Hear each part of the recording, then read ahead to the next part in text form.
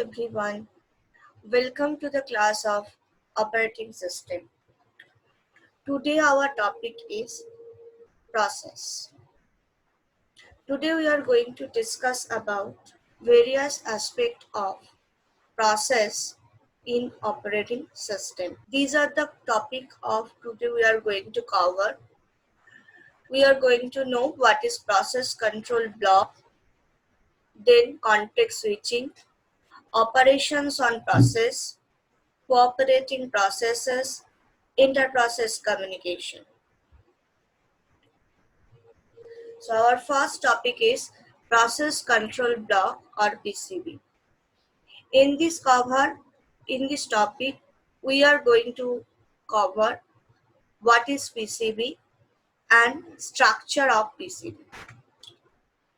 Basically, we know that process is an program in execution. So whenever a process is in our system, then we are going to maintain a data structure for that process, which is called process control block. So process control block or PCB is a data structure that contains every possible information related to that process. Whatever information that may be required and whatever information that should be maintained, that is going to be stored in this process control block. So it is a very important thing for process management, as the data structure for processes is done in terms of the PCB, and it also defines the current operating system, the state of the current operating system, because from the PCB we come to know what is the actual situation of current operating system. This is the structure of PCB. PCB contains various things like process state, process number, program counter, registers, memory limits, etc. etc. So we are going to discuss about this. So process states, these are the things mainly PCB is going to maintain. So what is process state?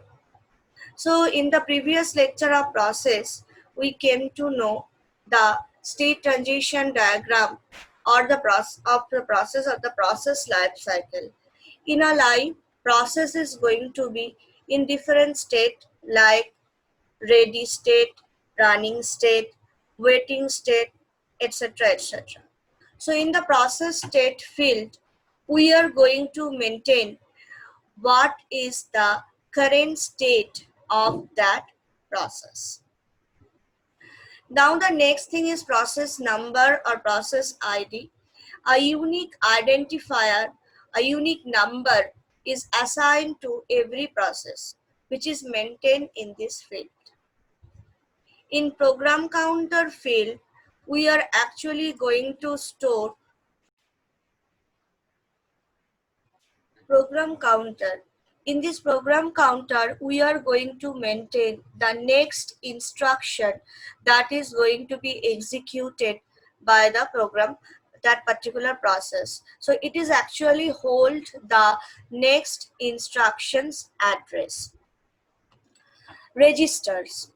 Various registers is allocated to a particular process whenever it is come for processing, whenever it is come for executing basically. So in the registers field, actually all those informations are going to store. Various types of registers can be associated with a process. So all address of the registers are maintained in the registers field. Now the list of open files. So maybe some files are accessed by the process. So basically the list of open files are maintained here. CPU scheduling information. Now CPU scheduling information means the information related to the CPU scheduling. That means what is the total time the process are going to be taken for execution, or what was the arrival time of the process, or what is the priority of that particular process. So the may various information that is useful for scheduling, when we are going to perform the scheduling operation, then these all those informations are going to be used. So those are going to store in CPU scheduling information. Now the memory management information, this is related to the memory management, like whatever what is the maximum storage area the process required, what are the number of pages that process required for that is stored in required for logical address storing. So what are the number of frames that process may be required for executing. So all these informations are related to the memory management. That means whenever the process is starts its execution, that it should be located in the main memory. So what are the size it's required, what are the spaces it's required, that is going to maintain in memory management information field.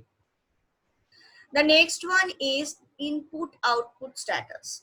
So the input output status means the whatever input output is required by the process, what they have already have, what maybe they are required in the future. So all these are maintained in this input output status information. And the last one is the accounting information. Now it should be very clear here, accounting does not related to any kind of rupees. Okay, any kind of financial information. Here the accounting information means what we are going to maintain, actually what is the cost of processing for that particular process. Now here cost of processing means what is the number of CPU cycle it's required for execution, what are the memory it's required for execution. So what are the resources actually it's required in, and in how many numbers, that is actually going to maintain by in this field. So these are the fields that those are generally maintained is PCB. So PCB is basically about a particular process. For every process, operating system is going to maintain a particular data structure, that is the PCB or process control block, where we are going to store every information related to that process.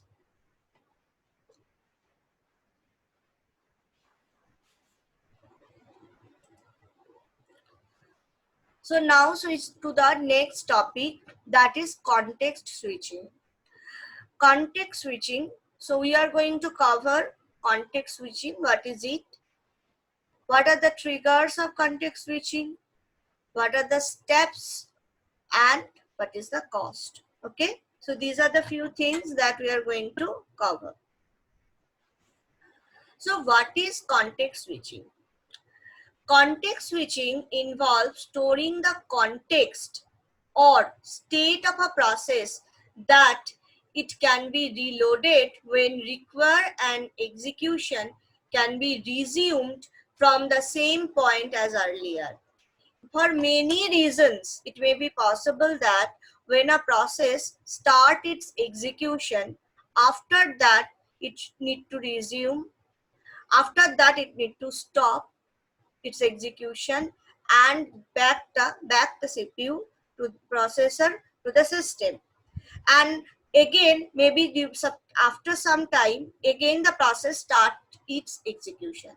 Now the question is from which position? Because the process have already executed, some operations have already done, some codes are already executed. So it should again started from the first position, from the beginning. Then whatever it's already executed, those are already a wastage. Whatever resources is have already used, those resources, these the utility of those resources also going to be degraded. So what is the solution? The solution is, if the process start from where it was stopped, that was, it is going to be loaded in the system from the position where it have stopped. So for this, we need to save whatever execution it have previously done, and it should be reloaded from that state only. So that is basically the context switching. where we are going to save the context or the state where the process was stopped, and from where the process is again need to be reloaded when it again come for execution. So this, by this figure we can easily explain context switching. Here you can see this is process P0 and this is process P3. You can see in this position process P0 is executing. Okay, so firstly process P0 was executing, and and now due to some reason in this position process P0 is going to hold. So basically an interrupt or system call may be generated for which process P0 need to stop. Now what the thing they are doing now, you can see firstly they are going to save state into PCB0,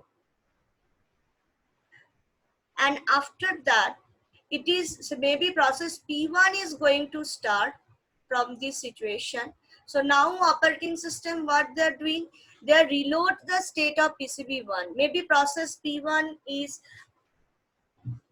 executed, some portion of process P1 was executed earlier, so whatever things they have done, it was already stored in its PCB1. So from, so again it is going to reload the state from PCB1. Okay, and you can see now the process is executing. Maybe again some interrupt or system call generate, due to that process P1 have to stop. So what the system is doing, the operating system is saving the state into PCB1. So up to what the execution is done, all information are stored where, in PCB1. And maybe after some time P0 again come back in the system. So for that operating system is reload state of from PCB0. So basically this operation is called context switching. Okay, this is very much important, otherwise we are going to face a huge performance degradation. So why the control systems are going to be happen, what are the reason of that? Basically context switching is triggered due to for the multitasking, because we are performing a multitasking operation. In multitasking environment, that processor is going to be allocated to a particular process for a predefined time being. So for a specific time period, the processor is with the process. So when the time period expire, then maybe the process have not completed its execution, but the process need to return the processor to the system, and the next process can start its execution. So obviously in that case the process need to save its state whatever it have executed, and whenever it is going to restart again, reload again it need to reload the state of that particular PCB. So multitasking is a very common thing for which context switching have occurred. Interrupt handling, you can see whenever any interrupt occur, the process is going to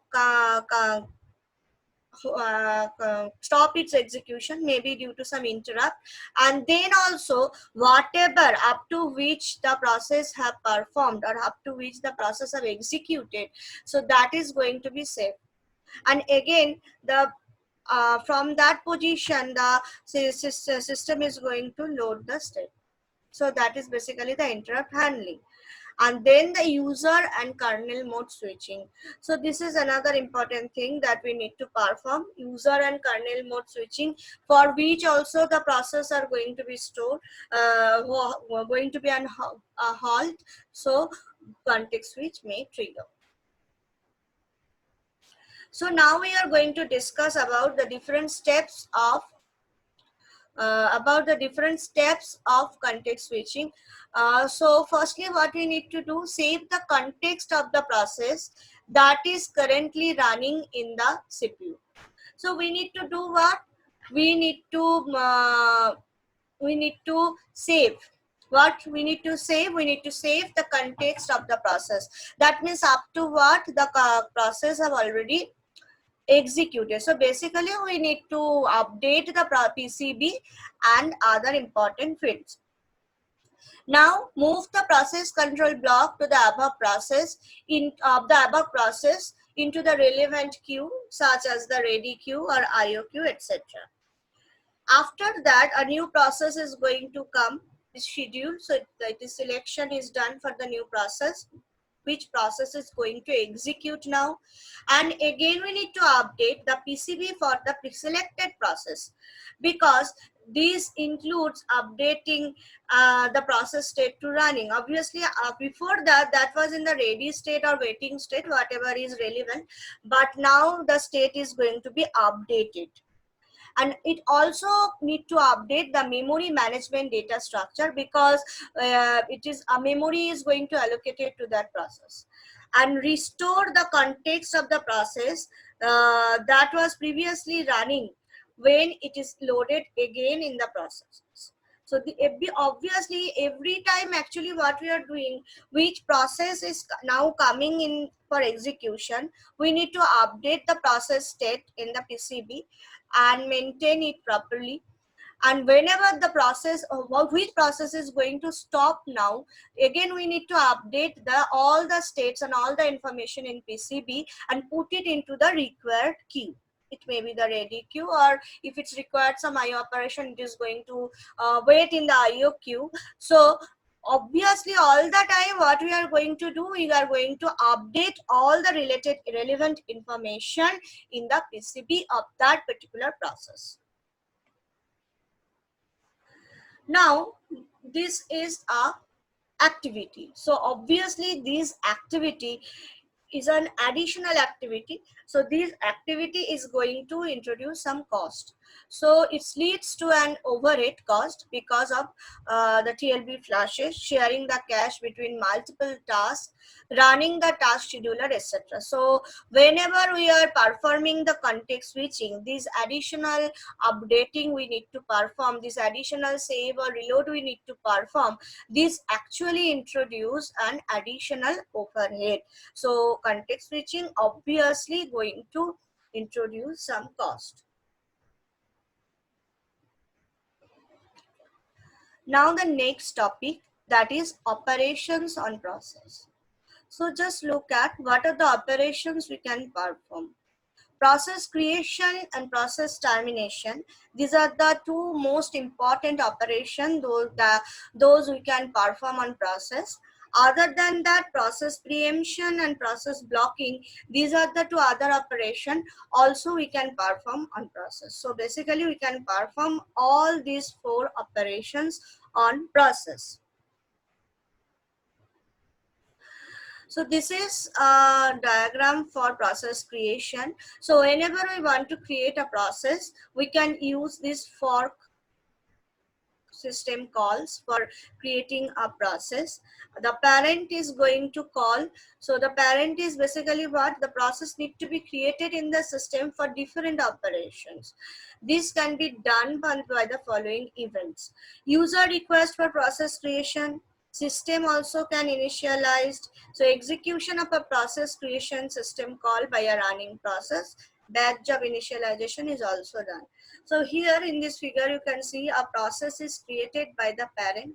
So a fork system call is executed and the PID is returned to that process. So whenever the parent is create a process, the parent is going to a wait state and the child process start its execution. So after completion of execution, the child process can exit and then the parent process can resume its execution. This is basically the normal scenario. The process which is going to create a process, that process is called the parent process, and the child process is the newly created process. The process can be created by fork system call. Now the process preemption. So many times we need to preempt it process, and the process is going to going to a waiting state. So then what actually the process is in on the running state. So whenever we are preempt the process, that means whenever we are basically preempt the processor from the process, from the running state, the process is come to the ready state. When again the scheduler is going to dispatch, then from the ready state the process come to the running state. So this is basically an interrupt mechanism is used in preemption that suspends the process executing currently, and the next process to execute is determined by the short-term scheduler. So preemption makes sure that all processes get some CPU time for execution.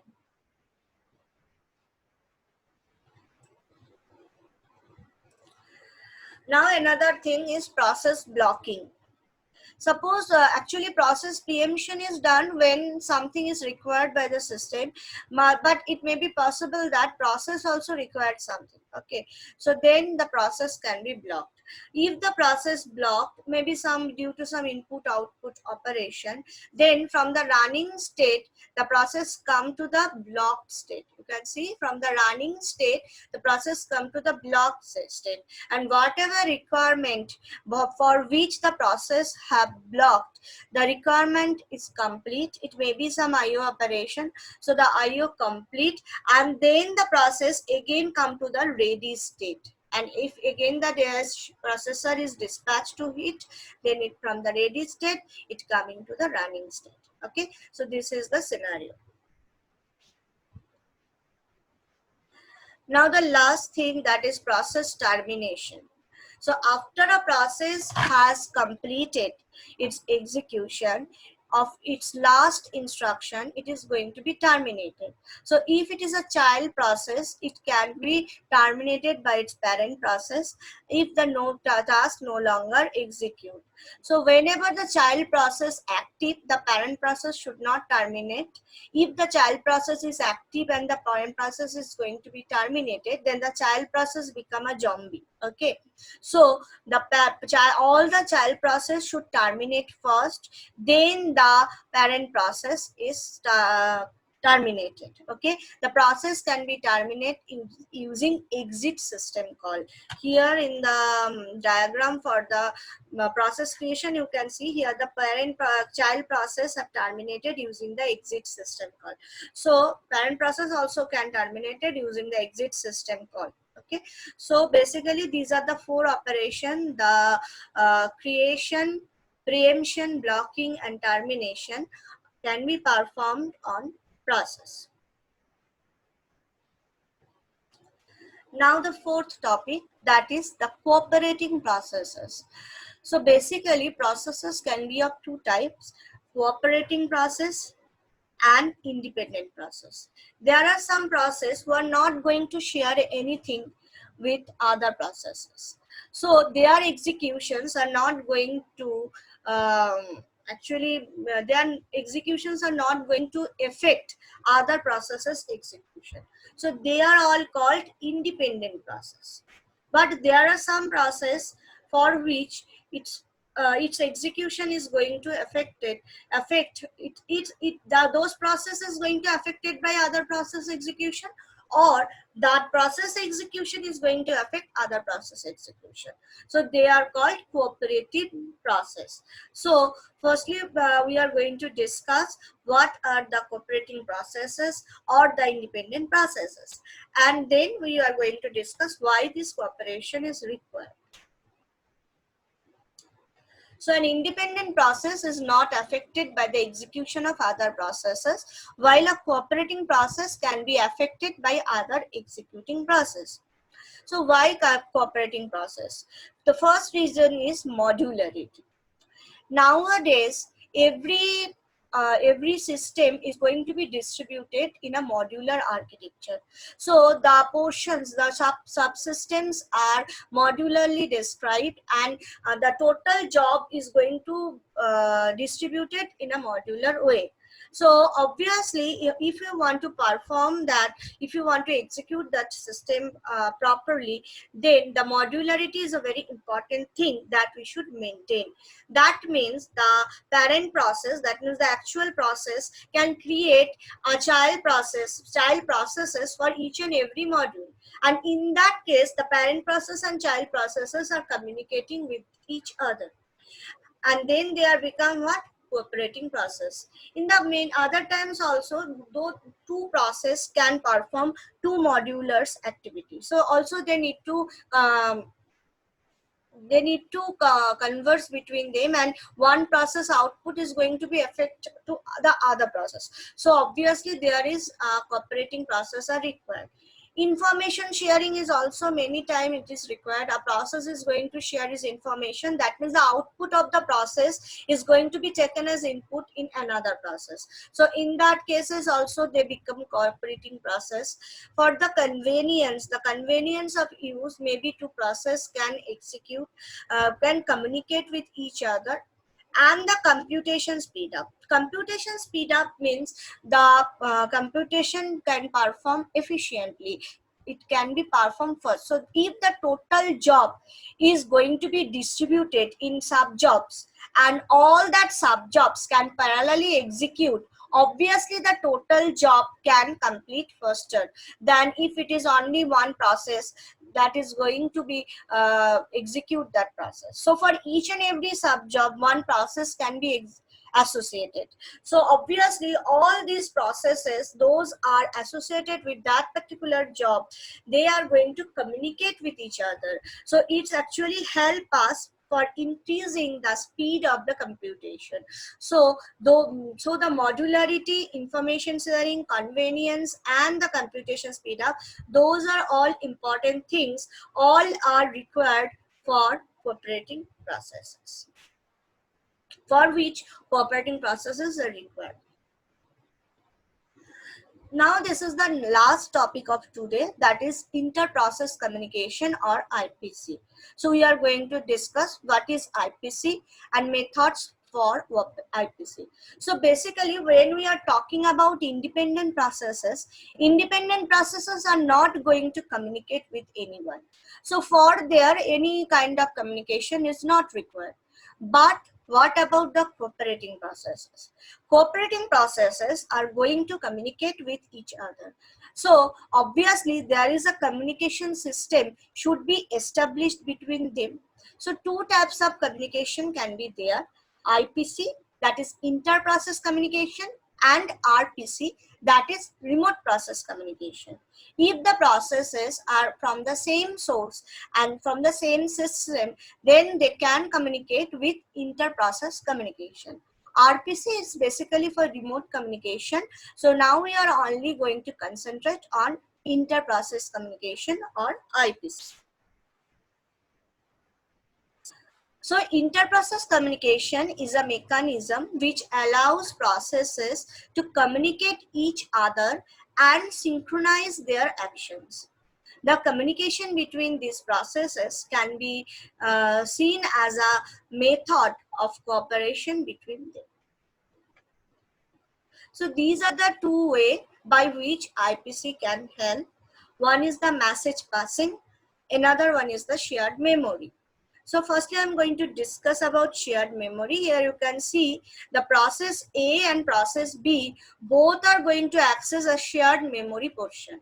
So whatever parameter they want to exchange, they can store all these parameters in this position of the memory. And you can see process A and process B both have access on that memory position. So they can very easily communicate with each other by the help of the shared memory. In this way, the communication can perform very easily, and there is no need of any kind of communication functions or primitives. But the thing is what? They are going to share the same memory. Okay, so this is shared memory communication. Now if we're talking about message passing communication, then some message are going to be communicated. So in shared memory there is no extra overhead for maintaining all these process messages. So here you can see process A can communicate with process B with the help of message. So here you can see certain messages are there which is actually coming from process A to process B or process B to process A. So if process A wants to communicate with process B, then obviously process A need to send a message and process B is going to receive that message. So send and receive, these are the two primitives. Those are going to use by these message passing communications. And then the vice versa is also true, that process B can send a message to process A.